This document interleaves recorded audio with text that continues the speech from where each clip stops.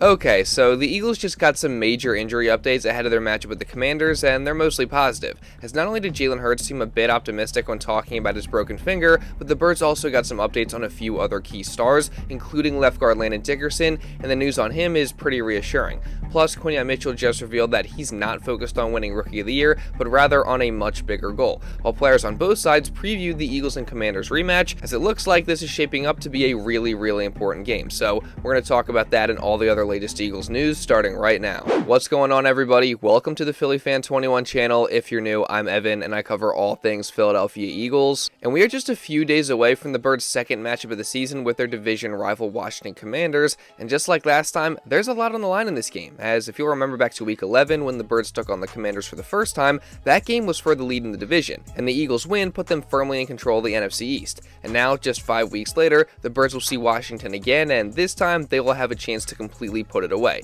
As with a win on Sunday, the Eagles will have officially clinched the NFC East and at least the second seed in the NFC, and it also keeps them alive in the race for the 1 seed, so safe to say that winning this one would be huge. And a big reason for that is the home field advantage that winning the division and having at least the 2 seed would provide, as we know that the Link is just a crazy atmosphere to have a playoff game in, and there's no denying that playing there is a significant advantage for the Eagles, and multiple players actually spoke about that ahead of this divisional matchup.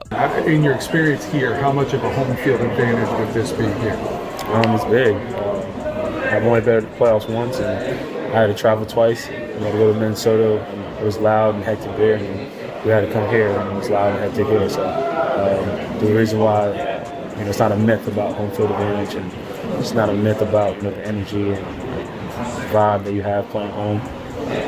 So you definitely want to secure that. Yeah, it's huge. Obviously, first, our fans are tremendous and cheering us on, and they're passionate, want us to win, and it's imposing on another team. And then cold weather. I think the cold weather is our advantage, being able to practice outside, be outside, catch balls outside. I think there's a lot of advantages to being home. Oh, yeah, I love anytime we get the chance to play at home, it's big time. I love the Link. I've always wanted to play, especially growing up, wanted to play somewhere where they're just passionate. And I can only imagine the fear of the teams that have to walk through those gates at the Link. But it's big time when you get home field advantage. Yeah, so like those guys said, being able to play at the Link during the playoffs would just be huge. So even though the players are much more focused on just winning this game on Sunday and view a division title and home field advantage as a byproduct of that, there's no denying that, again, there is a little extra on the line for this one. And we also should all know at this point that this is going to be a tough matchup. I mean, Washington's a good team who did prove to be somewhat of a challenge the last time these two teams faced off in Philly, as if you'll remember, the Birds were kind of locked in a dogfight with Washington, and it was really just a tough defensive battle up until that fourth quarter before Saquon Barkley ultimately ended up finally blowing it open in the fourth. But honestly, that doesn't happen without the Eagles just remaining tough and resilient, so they got to be able to do that again this week. And Saquon Barkley specifically knows the importance of that for him in the offense, because he knows firsthand just how tough this Washington defense can be. We adjusted. They came out something a little different. They play really well. They're a good team, and they're playing great right now too. Great defensive line, great linebacker core, a legend over there, Bobby.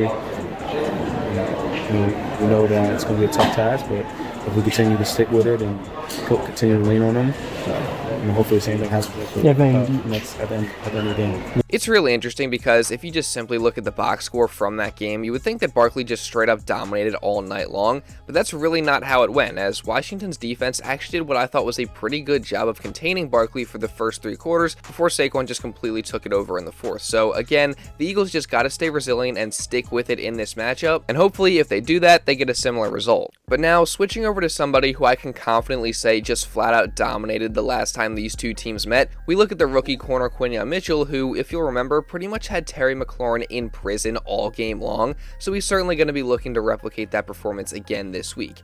And honestly, it wouldn't surprise me if he did, because like Brian Dawkins said, what he's been doing as a rookie is not normal, and he's been playing some amazing football this year. And a huge part of that has got to be chalked up to Mitchell's mentality, because while some young guys in Q's position may be more fixated on winning awards or their individual statistics, this guy's just locked in and fully focused on getting better and also winning games. And that mentality is on full display in this clip. Rookie of the Year of the Bowl?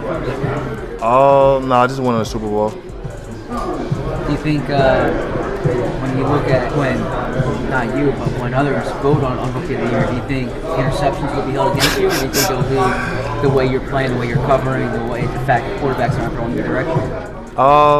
We'll just see where the chips fall at the end of it. So, yeah. How do you think you're playing? I feel I'm playing okay. I feel like there's some things that I can definitely get better at and stuff like that. Man, hungry and humble are the two words that come to mind when listening to this, and it's honestly just special to have a rookie that not only is extremely talented and playing very, very well, but that also has a mentality reminiscent of a seasoned vet. And safety Blankenship seems to see that in Q as well. I don't know. He's just a mature player. You rarely see that in rookies now, and I say that all the time, but I ain't got to worry about him. I can just look at him and we communicate, and he's on board with anything I have to say. But he handles himself so mature, like a seasoned vet, and I say that all the time, but he's doing a great job. What do you think, what does that mean? How does he show that maturity? The questions, the communication, he understands everything. You see it on film. He's running the routes for the receivers, he's being physical. He's taking in all these attributes and all these things, and he's showing it on tape. I think it's safe to say that the Eagles found something special in Quinyon Mitchell, and hopefully he's able to lock up Terry McLaurin once again in their matchup on Sunday. However, I would hope the exact opposite is true when it comes to a very interesting matchup on the other side of the ball, as after just making his debut last week, this is obviously the first time that Commanders corner Marshon Lattimore will be facing off against the Eagles as a member of his new team, and with that comes a matchup with a very talented receiving core led by, of course, A.J. Brown. And that obviously has the potential to be a really, really fun matchup. Now, Commanders fans seem to be convinced that Lattimore is going to lock up AJ after what I'll admit was a very impressive debut, as he wasn't even targeted once against the Saints last week.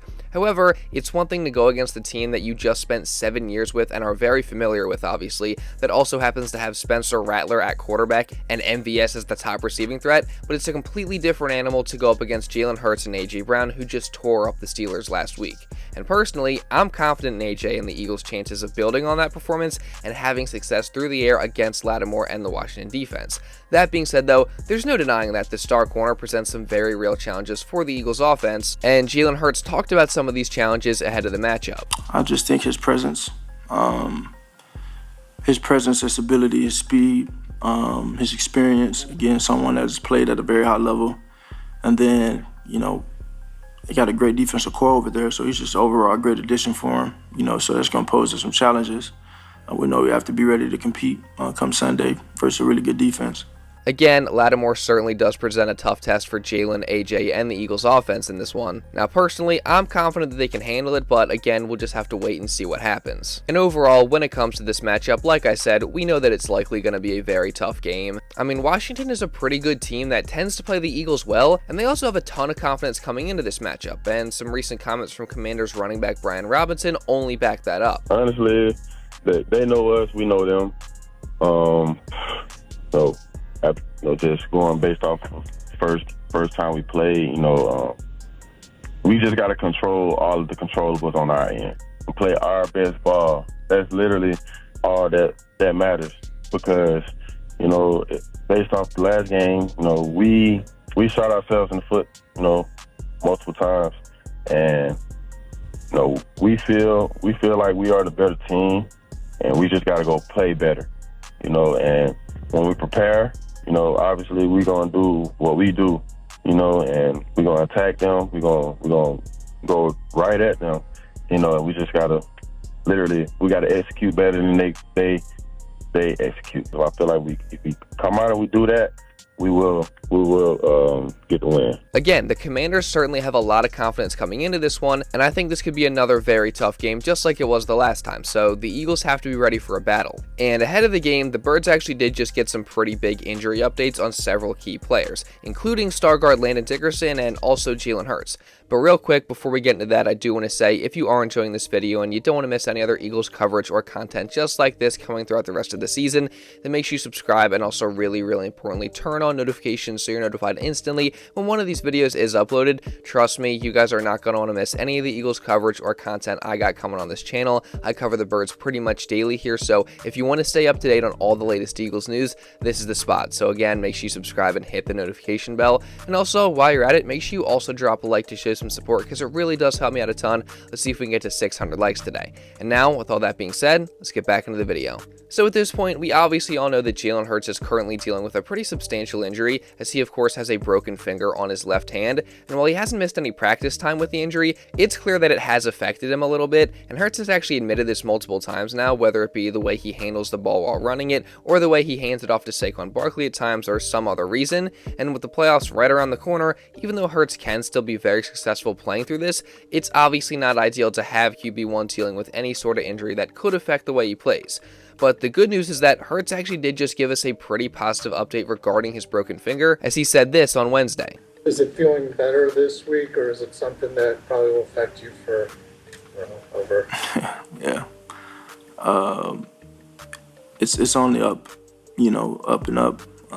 Breaks don't heal in a day, So that's obviously great news. I mean, personally, I thought it was pretty much inevitable that this broken finger was going to be something that Hurts would have to just deal with for the entire rest of the season, and maybe that's still true depending on what happens in these next few games, but the fact that things are trending up like Jalen said, and there seems to be a chance that it could fully heal at some point before the season ends, is obviously amazing. But again, there is also the chance that it could get worse in any of the next few games, so we'll just have to wait and see what happens. And now, moving on, the Birds also did get a ton more positive injury updates recently, starting with Saquon Barkley, as of course, he had said after the Steelers game that he was dealing with some sort of minor injury, but the good news is that even though he didn't practice on Wednesday, he was only listed as out for rest and nothing more, so that's definitely a good sign moving forward, and it's pretty much the exact same situation with AJ Brown, as after hurting his ankle a bit in the Steelers game, he was out of practice on Wednesday too, but like Barkley, the reasoning was just listed as rest, and the ankle wasn't even listed on the injury report, so it seems like both of those two are pretty much completely fine. And probably the biggest injury news that the Birds got recently involves left guard Landon Dickerson, as there was a lot of concern surrounding him after he went down with a knee injury against the Steelers and did not return, and then the lack of update on the injury as the days went by seemed to kind of cause a mini panic among fans, but after what happened on Wednesday, I think we can all relax, as Landon was spotted at practice on Wednesday with his jersey on off to the side, and if it were a serious injury that Landon was dealing with, then that simply wouldn't be the case. And the Eagles injury report from Wednesday also provides some good news, as even though Landon was listed as a non-participant, the reason was labeled as knee/rest. So just based on all that, again, I'd have to assume that the injury isn't very serious, and he should hopefully be back out there very soon, whether that's this week or next week. And then today, we got some even bigger news regarding Dickerson, as he has officially returned to practice in some capacity, so that's obviously huge because Dickerson is one of the best guards and just offensive linemen in general in all of football, and he's very, very valuable to everything the Eagles do on offense, especially in the run game, I would say. So hopefully he's able to get fully healthy and get back out there this week, but again, just like everything else, we'll have to wait and see what happens. And you guys already know that I'm going to be continuing to cover all the Eagles news leading to this matchup with the Commanders, as well as just all the other Eagles news throughout the entire season. So again, if you guys don't want to miss any of that, then make sure you subscribe, and also really, really importantly, turn on notifications. And also, while you're at it, make sure you drop a like to show some support if you did enjoy this video. Again, it really does help me out a ton. Let's see if we can get to 600 likes today. And also, leave a comment down below just regarding anything that I talked about in this video. And if you want to watch another video going over some stuff from earlier in the week, you can check this out right here. And now with all that being said, that is pretty much all I got for this one, guys. So thank you all so much for watching, and I'll see you in the next video.